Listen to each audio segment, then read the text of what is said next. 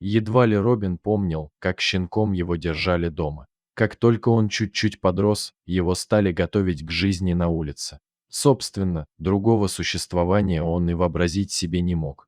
И даже если бы смог, то не факт, что предпочел валяться на диване вместо того, чтобы гоняться по двору за соседскими кошками. Теплая будка, трехразовое питание и возможность носиться, куда глаза глядят, в рамках двора, разумеется, чем не идеальная жизнь. «Папочка, а Робби не замерзнет?» – спрашивала в начале зимы дочка у Юрия. Это он 1,5 года назад притащил домой щенка, которого кто-то оставил возле каморки сторожа на работе. «Нет, малышка, не замерзнет.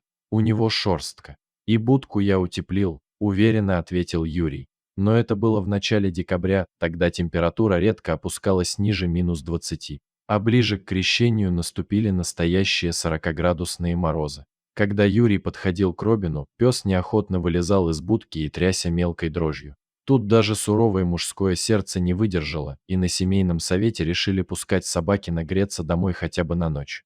Правда, за ним нужно будет постоянно присматривать. Он у нас уличный, до джентльменских манер ему далеко. Еще сгрызет нам что-нибудь, рассуждал Юрий. Дети, которые пришли в восторг от мысли, что песик окажется дома, клятвенно пообещали, что будут внимательно следить за поведением Робина. Единственным, кто не поддержал эту идею, был старый кот Васька. Этой зимой он не то из-за возраста, не то из-за холодов отказался от амурных похождений, целыми днями дрых на диване и не собирался менять свой образ жизни из-за какой-то псины. Когда вечером Юрий позвал Робина, пес тут же прибежал, радостно виляя хвостом и всем своим видом показывая, что он хороший мальчик. Правда, далеко не сразу понял, чего от него хочет хозяин. В прихожую Робина пришлось затаскивать чуть ли не силком. «Вы чего, меня с Васькой перепутали, что ли? Это он у вас домашний, а я живу во дворе», будто хотел сказать пес, растерянно оглядываясь.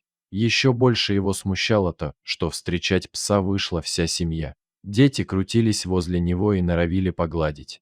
Даже Васька прервал свой царский сон и пришел, чтобы выказать свое презрение по поводу того, что двуногие приводят в дом кого попало. Робин заметно струхнул на неизведанной территории. Он будто боялся сделать что-то не так и снова оказаться на морозе. В общем, как дети не пытались вовлечь его в игры, Робин, такой активный во дворе, на этот раз был тем еще скромником. Ночевал пес на диванчике в той же прихожей и сквозь сон не забывал вилять хвостом, благодаря хозяев за теплую ночь.